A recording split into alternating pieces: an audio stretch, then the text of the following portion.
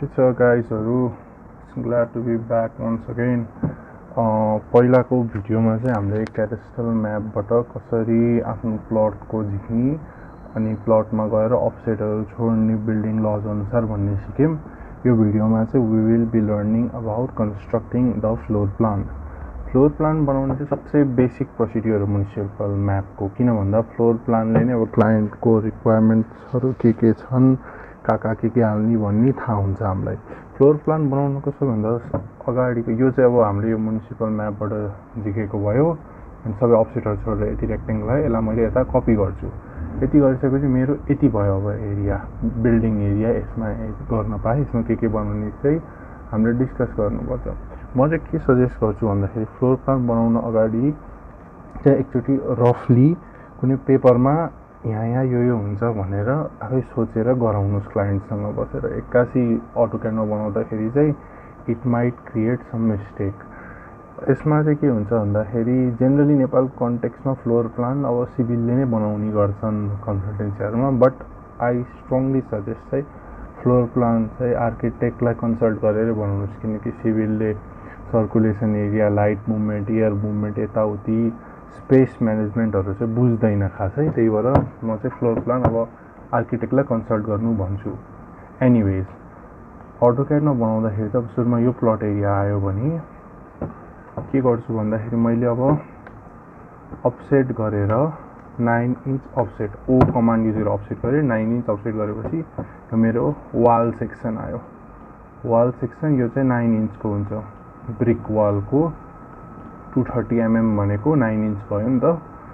हामीले फिट इन्चमा काम गरिरहेछौँ आयो। अब के गर्छौँ भन्दाखेरि हामीले बनाउँदा पिलर यो हाम्रो एनालाइसिस भएको घर त हैन, एमआरटीमा डिस्कस गरिरहेछौँ। एनालाइसिसको हामी पछि डिस्कस गर्छौँ।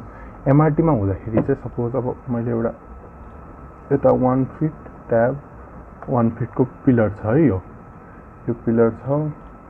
म यसलाई पिलरलाई गएर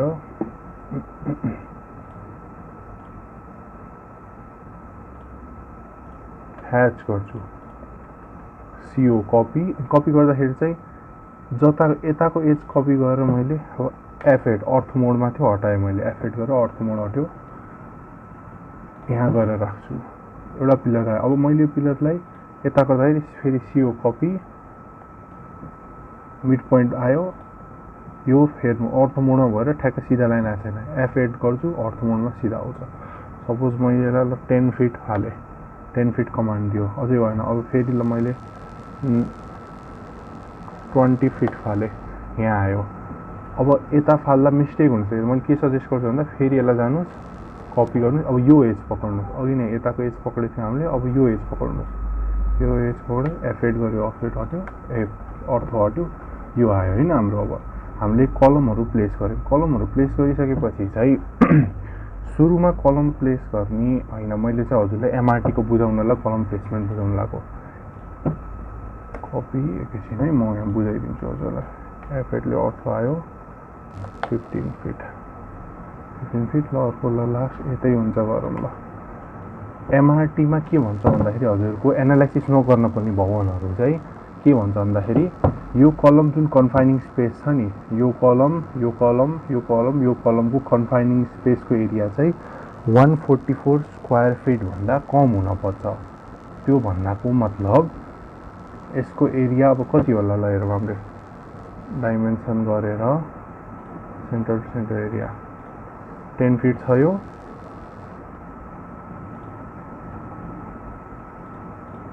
यो छ 15 भनेपछि 150 स्क्वायर फिट भयो नि। यसरी राख्न पाइएन एमआरटी को बेसिसमा घर बनाउँदाखेरि चाहिँ। एनालाइसिसमा त जति पनि भयो, एनालाइसिसमा त यो 100 फिट राखेर नि एनालाइसिस गर्न सक्नुहुन्छ हजुरले।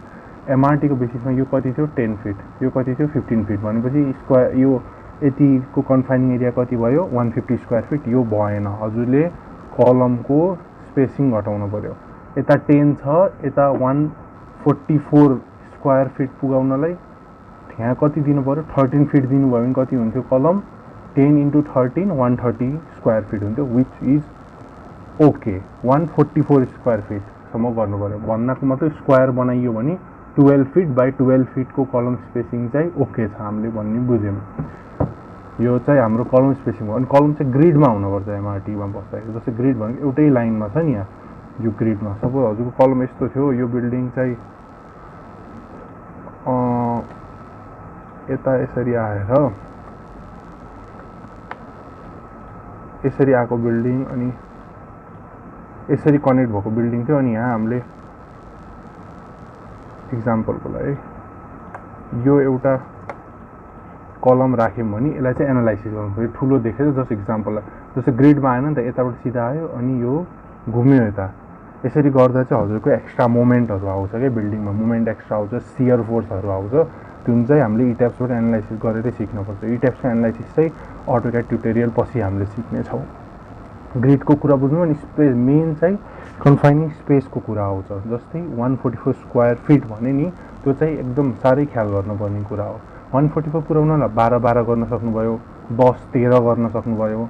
त्यही हिसाबले जस्ट क्यालकुलेट गर्दाखेरि चाहिँ कलमले कन्फाइन गरेको स्पेस चाहिँ 145 स्क्वायर फिटहरू कम हुनु पऱ्यो। यहाँ हेर्नु पऱ्यो, हरेक कुइसमा त्यो हेर्नु पऱ्यो हामीले। अनि अर्को ग्रिडमा हुनु पऱ्यो। नर्मली के चलन छ भन्दाखेरि हजुरको 1000 स्क्वायर फिटभन्दा बढी छ भने यो एरिया, प्लिन्थ एरिया 1000 स्क्वायर फिटभन्दा बढी छ भने नि एनालाइसिस गर्ने स्क्वायर कसरी थाहा पाउने एरिया हेर्नुहोस् है एकचोटि। यो छ, कपी गर्छु म यसलाई, यता ल्याएँ। अब यसलाई थिच्नु, एलआई कमान्ड गर्नु, लिस्ट कमान्ड अनि इन्टर गर्नु भने नि यहाँ स्क्वायर फिट दिएको हुन्छ 982.75 स्क्वायर फिट। यो ठिक छ, एनालाइसिस गर्न परेन ओभरअल प्लिन्थ एरियाको हिसाबले। अनि यही हिसाबले हामीले कलम प्लेस गर्छौँ। ल अब म फेरि अब फ्लोर प्लानतिरै गएँ। मैले एमआरटीको कुरा हल्का बुझाइदिएँ। अब यसलाई चाहिँ मैले अफसेट गरेँ 9 इन्चेसमा। अफसेट गरेपछि अब यहाँ मैले ल सपोज अहिले कलम बनाएको छैन है मैले, एफेक्टले अटो आयो गरेँ। अब यो भित्रको वाल हाम्रो नर्मली 5 इन्चेसको हुन्छ भनेपछि 5 इन्चेस गरेँ, 5 गरेँ। अब यसलाई जोड्न पर्छ। यसलाई जोड्नलाई either you can go the traditional way, यसरी ल्यायो, यहाँ ल्यायो, यसरी जोडे भयो। और के गर्न सकिन्छ भन्दाखेरि एक्सटेन्ड कमान्ड युज गर्यो। यो स्पेस अनि ईले एज एक्सटेन्ड भयो। सर्टकट कीहरू चाहिँ म पछि एक दिन बसेर बुझाइदिन्छु। If we know the shortcut keys properly काम गर्न साह्रै सजिलो हुन्छ। त्यसपछि चाहिँ हामीले यो भित्र यिनीहरू ट्रिम गर्नुपर्छ नर्मल बुझ्दाखेरि। अब सपोज यहाँ डोर आउनेवाला छ भने ल कतै बिचमा ल मिड पोइन्ट आयो, डोर अफसेट 4 फिटको डोर छ भने 2 फिट अफसेट गर्नु पऱ्यो। 2 फिट यता 2 फिट यता ट्रिम भयो, इरेज भयो। ट्रिम र इरेजको डिफ्रेन्स बुझ्नु है। इरेजले चाहिँ पुरै लाइन मेटाइदिन्छ, ट्रिमले चाहिँ त्यसको पार्ट मेटाउ। जस्तै अब मैले हेर्नुहोस् किजहरू चाहिँ खासै सिकाउँदिनँ मैले। किजहरूको दिन एक दिन छुट्टै बसेर गरौँला। सपोज हेर्नु यो लाइन मैले ई दबायो भने यो पुरै लाइन मेटिन्छ, कन्ट्रोल जेड। टीआर दबायो भने यति मात्र भेटिन्छ। यो इरेज र ट्रिमको डिफ्रेन्स हुन्छ। एनिवेज अब हामी ढोका बनाउनेवाला थियौँ। ढोकाको चाहिँ असली यसको सबै एक दिन राखेर गर्नुपर्छ। यसको स्केल हुन्छ, यो चाहिँ ऱ्यान्डम बन्दैन। यो हुन्छ हजुरको, अनि ढोकाको विथ आउँछ यहाँ, यो ऱ्यान्डम बनिरहेको छ है। अनि यो सर्कलले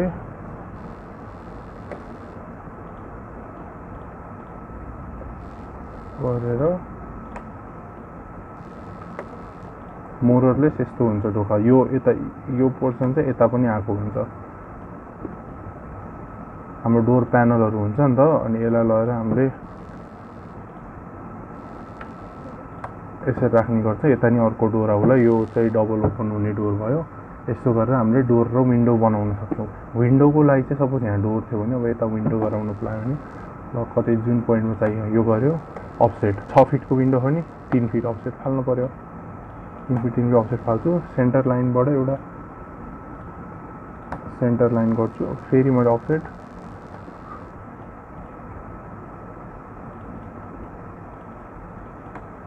यसको बारेमा यिनीहरूको सबै डाइमेन्सन हुन्छ ल। यो यत्तिकै गर्ने कुरा होइन। डोरको प्यानलको सबैको विथहरू हुन्छ।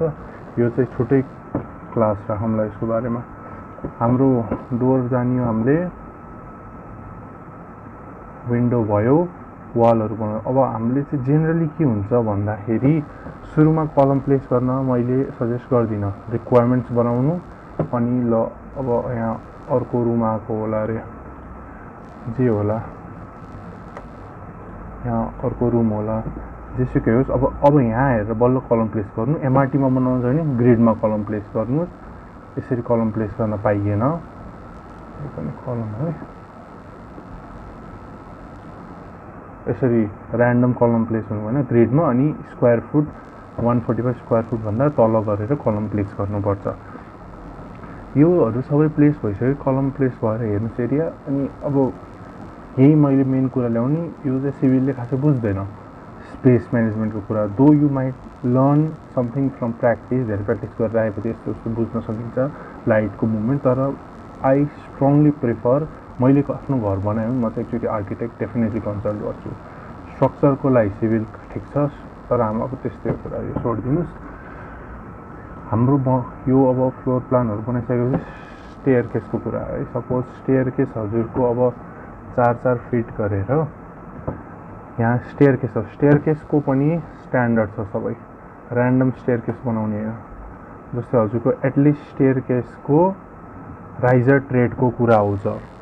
राइजरहरू हाम्रो 6 इन्चेस अराउन्ड 150 mm अनि हजुरको ट्रेड चाहिँ 300 mm 1 फिट जस्तो राख्ने गर्छ।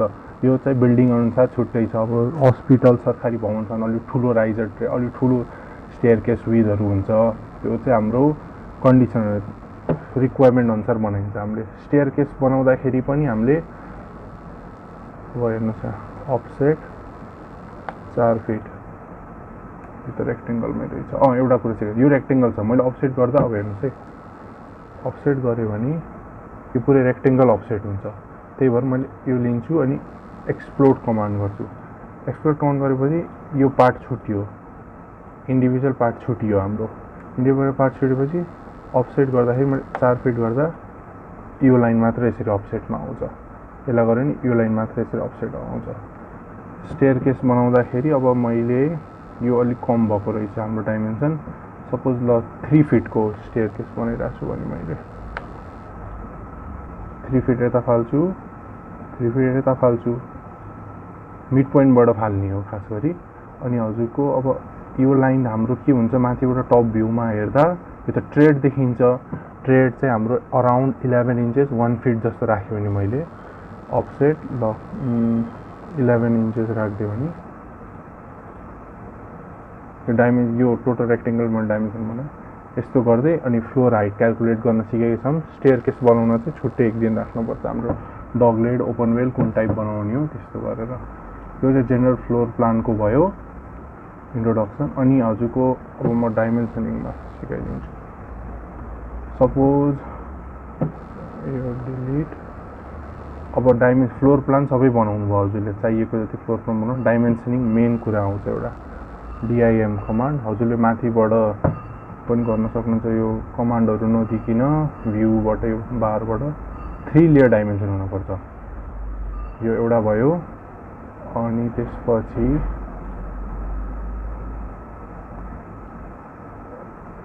फर्स्ट लेयर चाहिँ इन्डिभिजुअल कम्पोनेन्टको डाइमेन्सन। एक साइड मात्रै गरेर देखाउँछु, म अरू साइड आफै बुझ्नु होला। अब आयो individual component centre to centre dimension. यो हेर्नुहोस् अर्थो मोड अन छैन, त्यो भएर भागिरहेको छ। एफेक्ट गऱ्यो, अर्थो मोडमा आयो।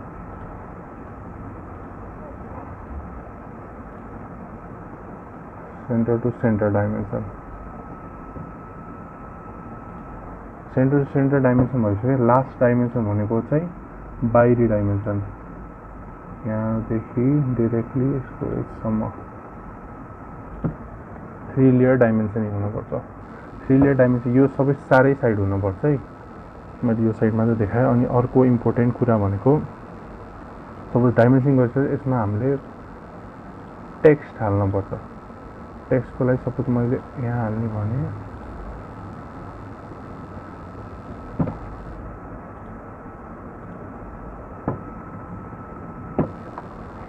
हो कि क्या आयो। अब सपोज टेक्स्टको साइज मैले यहाँ माथिबाट 8 इन्चेस गर्छु। बेडरुम छ भने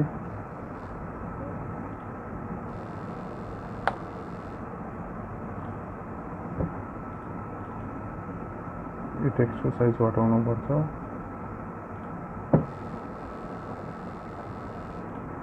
ओके, बेडरुम छ। अब हामीलाई थाहा यसको पहिला डाइमेन्सन नाप्नुहोस्। यहाँदेखि यहाँसम्म भयो एउटा,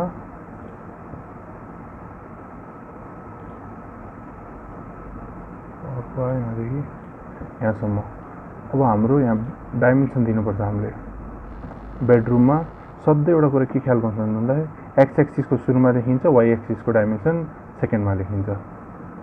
जस्तै अब bedroom 10 fit 2 inches by 8 fit 5 inches भयो।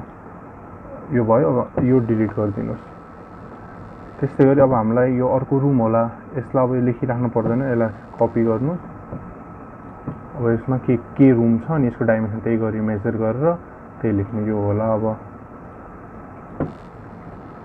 किचन होला, किचन लेख्नु। यसको डाइमेन्सन जे हुन्छ त्यही अनुसारले एडिट गरेर लेख्नु होला। फ्लोर प्लानमा बुझाउनु पर्ने यति नै कुरा हो।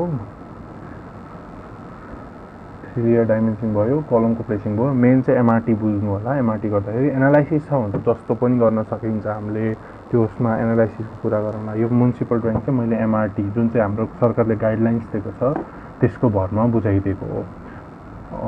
फ्लोर प्लान बनाउने टेक्निक भयो, डोर विन्डो भयो, अरू सब भयो। किज चाहिँ मैले सिकाएको छैन, I have already shed that. मैले भन्न बिर्सेँ। अनि हजुरको फ्लोर प्लान बनाउँदाखेरि चाहिँ एउटा हामीले ओपनिङ स्केड्युल दिनुपर्छ है। यहाँ म बुझाइदिन्छु।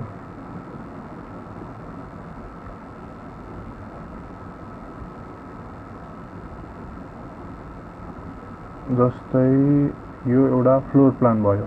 यिनीहरू चाहिँ मोडलमा अटोक्याड ब्लकहरू हुन्। यिनीहरू चाहिँ पाइन्छ। म लिङ्क छोडिदिउँला ब्लकको। जस्तै डाइनिङ टेबल, यो बेड किचनको सिङ्कहरूको यिनीहरू चाहिँ राखे नि भयो नराखे नि भयो, कम्पलसरी खोज्दैन। हजुरको हेर्नुहोस् यहाँ स्टेयर केस बनाउँदाखेरि स्टेयर केसको हिँडेको डिरेक्सन ख्याल गर्नु पऱ्यो। एउटा इम्पोर्टेन्ट कुरा। जस्तै अब यहाँ डोर बनाइयो, विन्डो बनाइयो, त्यो टेक्स्ट चाहिँ कपी गरेर एमडी D2 यो D1 यसरी दिनुपर्छ। अनि जहाँ लेखिन्छ नि यहाँ त सबको डाइमेन्सन दिन गाह्रो हुन्छ डोर विन्डोको। यसलाई चाहिँ हामीले के गर्छौँ भन्दाखेरि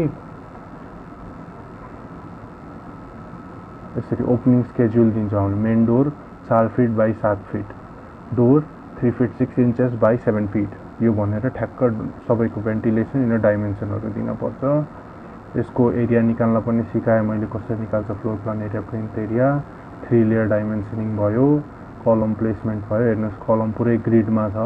अनि एरिया हेर्नुहोस् 11 फुट 6 इन्च, 12 फुट 4 इन्चेस भयो, 10 फुट 8 इन्चेस भयो। अनि क्यालकुलेट गर्दा गर्दा यो 144 भन्दा कम छ पक्कै पनि। यो कुरा थाहा भयो। 3 लेयर डाइमेन्सनिङ भयो हरेक फ्लोरको। अब यो चाहिँ हेर्नुहोस् प्रपोज ग्राउन्ड फ्लोर प्लान भयो। अब यो प्रपोज फर्स्ट फ्लोर प्लान भयो। अनि टेरेस प्लान गर्नुपर्छ। टेरेस प्लानसम्म गरेर हामीले चाहिँ फ्लोर प्लान कम्प्लिट गर्नुपर्छ। टेरेसमा चाहिँ यो ह्याचिङ युज गरेर देखाउनुपर्छ। यति नै हो फ्लोर प्लानको कुराहरू। केही सबै सिक्नेछौँ हामी यहाँ। एलिभेसन, स्ट्रक्चरल डिटेल, यो चाहिँ आर्किटेक्चरल पार्टमा पर्छ है।